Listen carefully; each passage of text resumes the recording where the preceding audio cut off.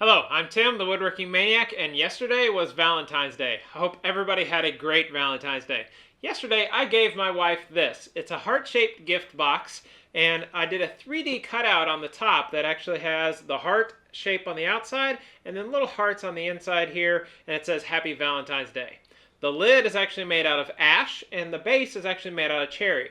Also in the base here, I did a flocking on the inside. She can use this for jewelry or whatever other little items that she would like to keep in here. Also on the top here, I've got a little lip, and it settles into the base. This way the top will actually pop on and won't actually slide around or anything like that. It sits in just nicely and actually stays. So like I said, I gave this to her yesterday. She was very pleased with it and very happy. So I'm going to show you how I actually made this. Follow along.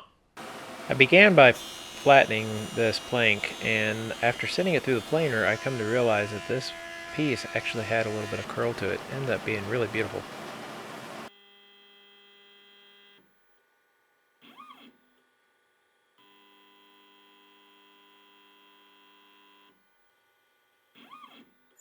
Now I started off by cutting two registration marks, and these are 1/4 inch holes that go all the way through the board and through my wasteboard partially.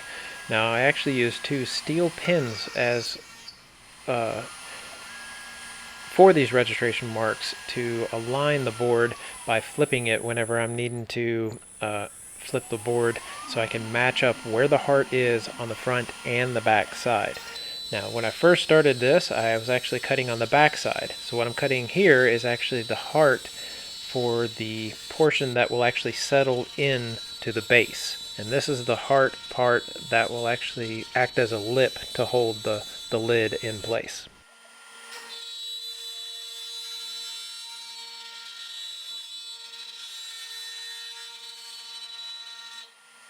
And now you can see here, this is where those registration marks come into play. I'm able to smooth out and clear out any dust, and then make sure that the board will actually sit flat.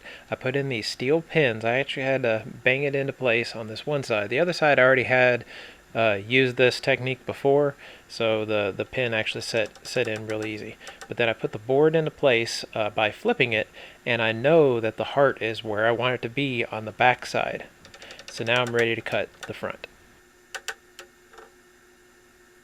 Now this is the first time I actually did a 3D carving on my CNC, and I used some of the patterns from the Design and Make website. They have some really awesome stuff. I used the B-Mine 2 patterns for the heart 3D stuff, and also the hearts that are in this 3D thing. I kind of combined the two to make this this design, and it was real simple to do. It was pretty cool. But on here you have to actually use many different bits to actually achieve this pattern, but it came out really awesome. I'm surprised as to how smooth this came out, and I barely had to do any sanding whatsoever, which was pretty awesome. Cut up a couple blocks of cherry to glue them together to make a nice wide block. Flattened it up on the joiner, and then instead of sending it through the planer, I ended up sending it through my sander to smooth it out. Now I'm cutting out the large portion of the pocket, and that was creating all sorts of dust. So I went ahead and put my dust boot on for the largest portion of this.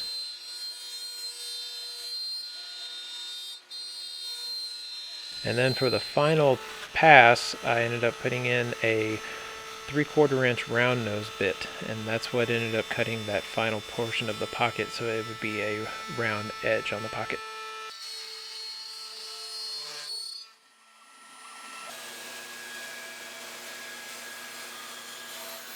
Now at the router, with this being mostly end grain, I had to be really careful because it could chip out very easily. So I had a brand new bit, and I took my time and had the router speed at the slowest speed.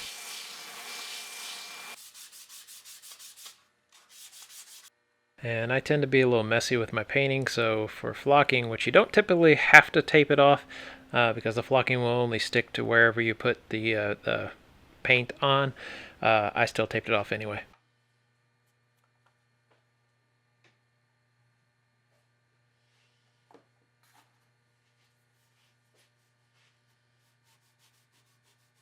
Typically the flocking would be the final thing that you're doing after you do the finish, but I knew the flocking actually had to cure So I went back to do the sanding and then the actual finish after that, because the finish I was using was actually going to cure faster than the flocking did, and I was on a bit of a time crunch, so ended up going back and doing the finish part later. So that's where I ended up doing that.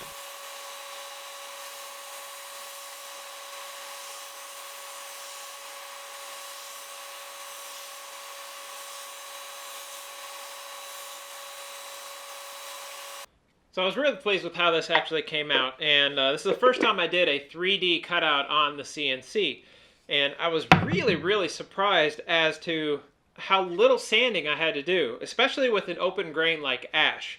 I was expecting it to have a little bit of chip out and stuff like that, and it didn't really have anything like that.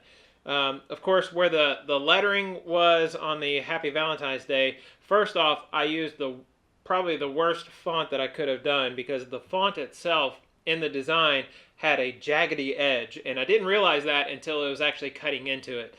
On the design on the software, it didn't really look like it. So if I picked a different font, it would have looked a whole lot better, and also left a nice smoother edge on that. But once it started cutting, it was too late at that point.